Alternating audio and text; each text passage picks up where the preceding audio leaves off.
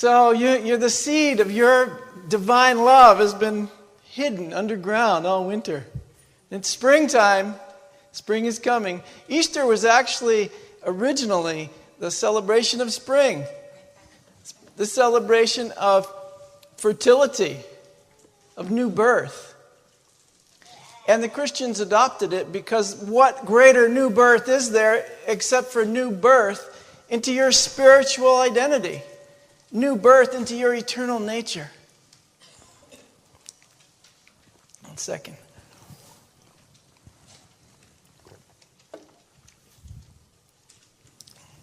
Today we're celebrating resurrection, and it's the symbol of the overcoming of death and darkness of this world. It's the awakening of the Christ consciousness, the raising of the human being to the highest standard of spiritual demonstration here on earth. And a lot of people, millions of people around the world are celebrating the idea that Jesus resurrected from the dead. But we have to include ourselves in that story for it to be meaningful for us. Whatever you're going through, this is your time of resurrection. Whatever your story has been, let's tell a new story. Let's tell a story of overcoming.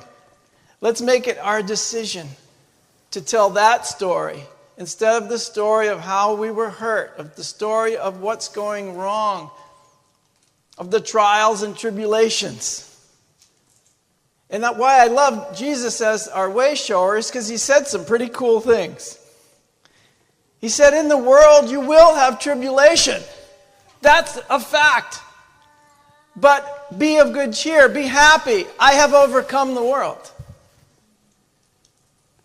And if one can overcome the world, then we all can overcome those things that we see in the world that are trials and tribulations. We all can overcome whatever it is we're going through by having a new thought about it. I love unity and I love unity thinking.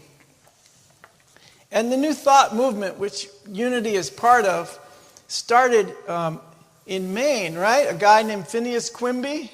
You guys related to him? Is he somehow connected to this group in the back row here? And the idea of New Thought is that Christ principle. Christ is not a person but a principle. And Jesus was a person who embodied the principle of Christ, the God self within. And that became his absolute being. The God self within became his identity 100%. And that's what we strive to do. Christ is absolute principle. And it is the God idea in man. And it is the true resurrecting power and the life in each of us right here and right now. I'm reading from Charles Fillmore's Revealing Word. Charles Fillmore was the co-founder of Unity. And he thought deeply in meditation for years and years and years about all of these principles, about all of the things that happened in everyone's life in the Bible, and especially the life of Jesus. And that's why he's our way shower, because he experienced something that we can't really explain fully. But I can find no one who has taken such time and exhaustive thinking and care to think and write down and speak about what that means to us. What the life of that man and every person, every spiritual person that has come before us, what does it mean to us? How can I embody that principle within me?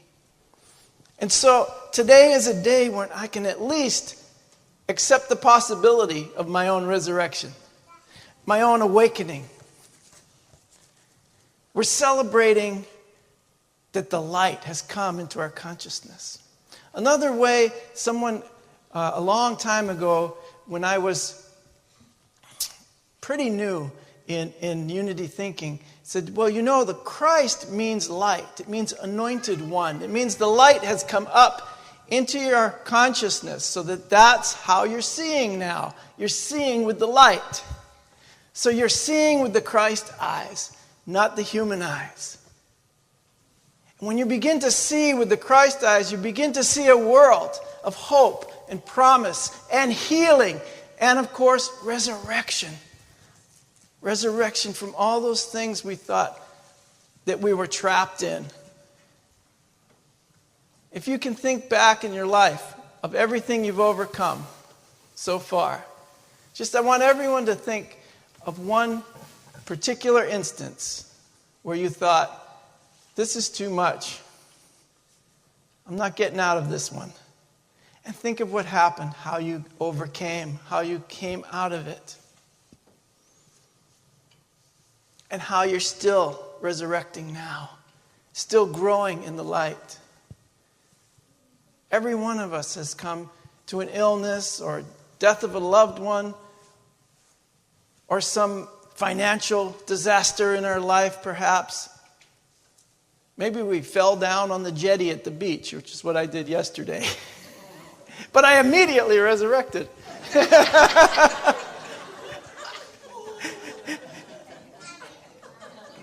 And when I got it, I hit the rocks and I rolled off of the jetty onto the sand.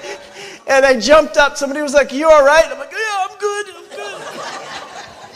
I felt like one of those guys in the YouTube videos. "I'm good, yeah." He jumps off the building and lands on the top of a car, and he rolls off and he hits something else. And then, I'm good, dude. So, I can imagine Jesus. He comes out of the tomb and he goes, "Yeah, I'm good." Oh, man.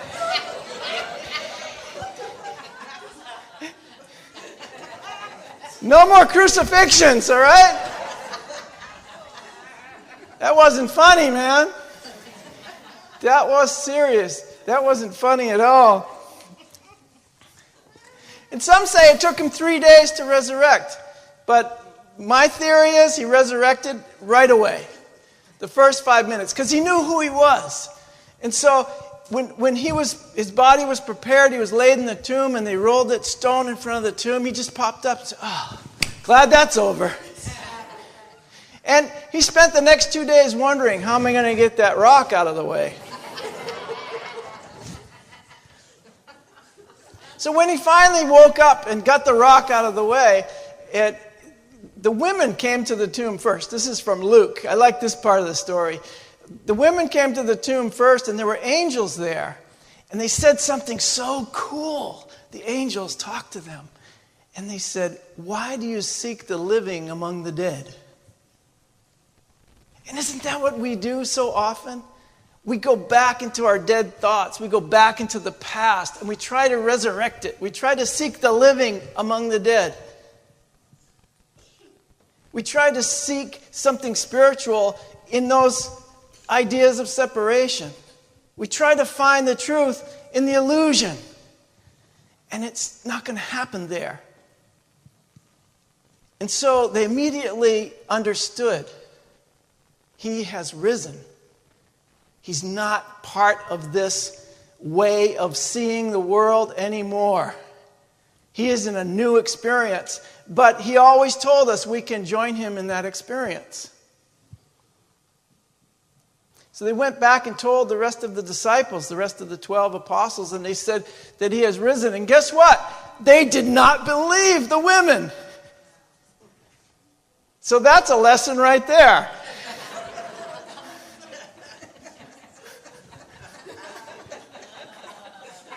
That's your first mistake.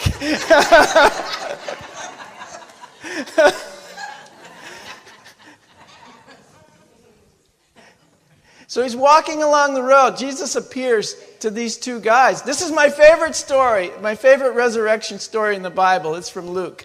Not too many people tell this story. I have not seen it in too many movies or seen too many preachers talking about this particular story. That's why I like it. Because it's really mystical. And it's not something you can explain, but it is something you can experience. He's walking along the road. He meets up with these two guys who are having a conversation, and they look really disturbed.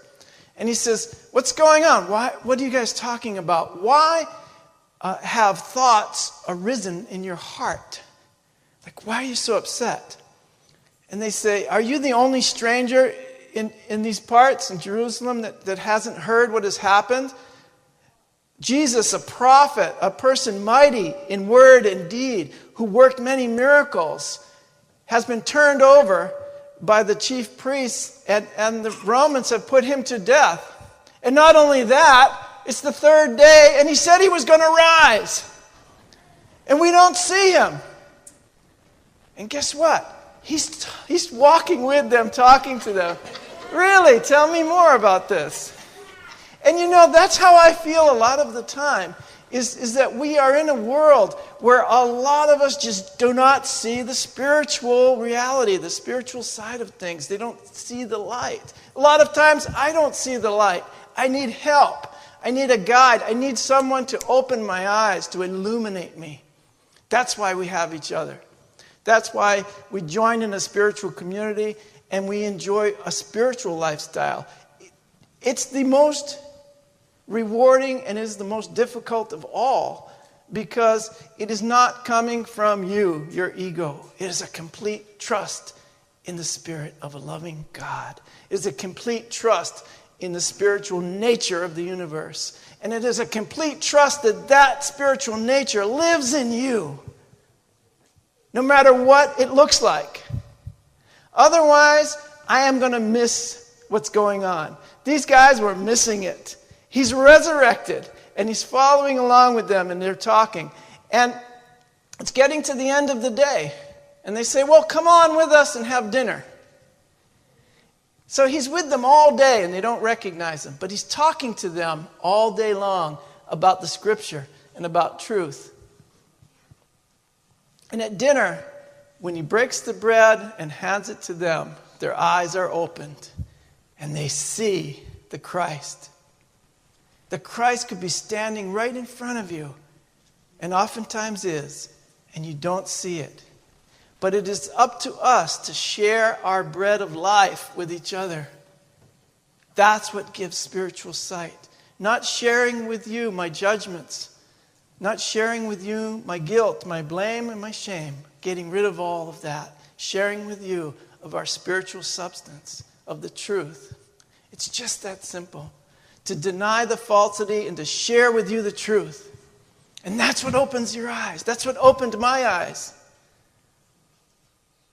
And when he opened their eyes, he vanished. And the next place he was seen was back at the disciples, because they didn't believe the women that he had risen. So he said, I guess I got to go back there myself and show these guys that I have risen, that I am here, that life is eternal, that we are one, that upon this recognition I will build a new heaven and a new earth.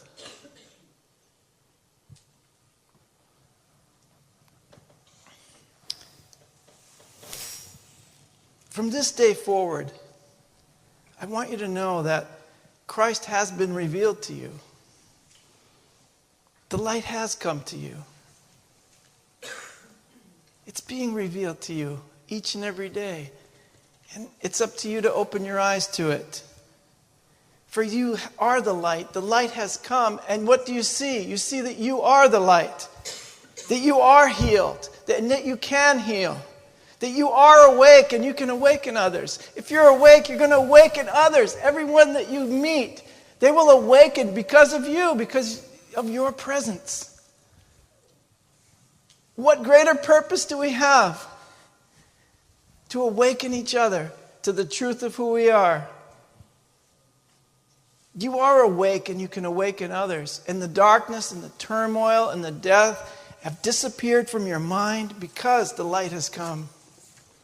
The time of our resurrection is now at hand, today. You see, whatever one of us experiences, we all experience. There's been a lot of experience. No one who's ever had a near-death experience can ever doubt that life is eternal. And there's been a lot of people who've had that experience. There's been a lot of ways that you've resurrected. I would say keep going. you can develop a capacity for continually resurrecting mind and body by the recognition of the truth in you. Jesus experienced all the same things that we go through here, but with one exception. He did not let those experiences define him. He let the spiritual realization that he was one with God, that he was God's son, define him. And that's what you should allow. Well, let's say, I'm not going to say should. I don't want to should all over you. But that's what I invite you to allow to be true for you. Allow yourself to be defined by God, by your spiritual experience, not by the world, not by anything that is temporary, but only those things that really touch you deeply. Let yourself be defined by God, not by the world. Because again, in the world you will have tribulation. But Jesus said, be of good cheer, be happy. I have overcome the world. And I love, all you know, Lily and I teach a course in miracles, and I've been studying it for years and years and experiencing it. And it talks about a real world. And we read Eckhart Tolle a lot that talks about a new earth. And he talks about breaking the bonds of this cycle of thinking, the same old thinking. Right? Einstein said you're not going to resolve a problem at the same level of thinking that created it. So we need a new way of thinking. And believe me, unity gives me a new way of thinking, and it is amazing. We have an opportunity today and every day to focus our minds on resurrection, on the healing of our bodies. But in order to take full advantage of the resurrection, we might have to include ourselves in the story. It can't just be something that happened to somebody 2,000 years ago, or maybe didn't. I don't know. That's what most people say. But if you're having an experience, you're never going to doubt it and say, maybe it happened and maybe it didn't. So it's much more important to have your own experience to continually talk about or argue about what may have happened to somebody 2,000 years ago. When you have your experience, you will know that if that happened, it was part of my experience. And I am so grateful for everyone that has gone before. I'm so grateful because now I can see with a different eye, with a spiritual eye. Not with my physical eyes, but with a spiritual eye, I can see the truth. And I think that speaks very clearly to resurrection, that I am reborn in a new way of seeing things, of seeing you, of seeing everyone, of seeing the people I don't like, of seeing the things in this world I don't like, and of seeing the miracle that lies right next to it. Because if I'm not focused on the problem, I'm focused on the solution.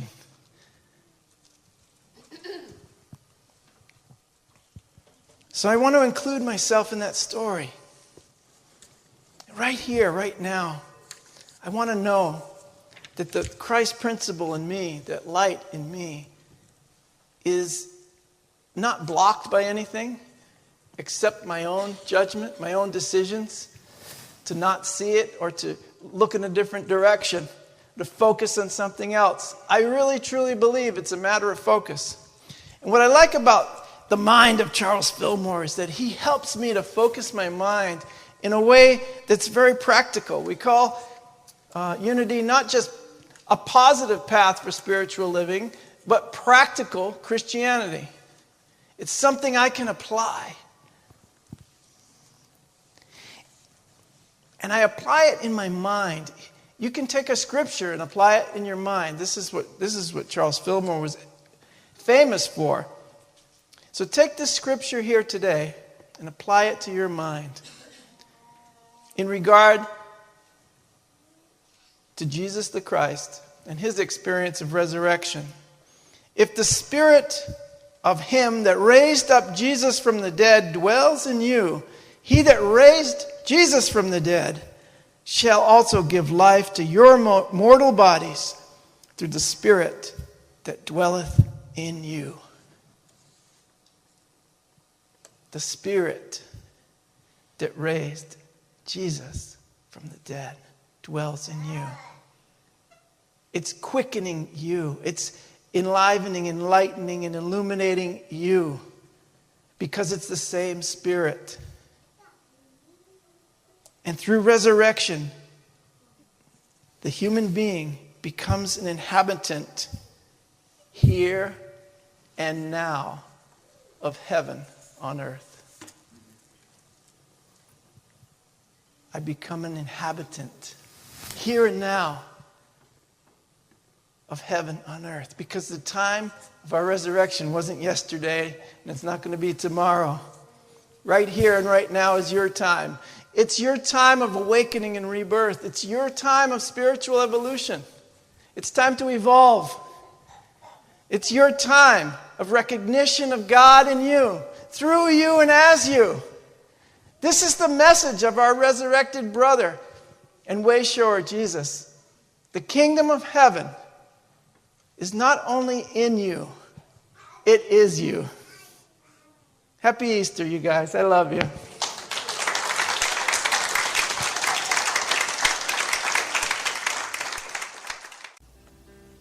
You have been watching the message from our Sunday celebration service here at Unity on Cape Cod, providing a positive path for spiritual living.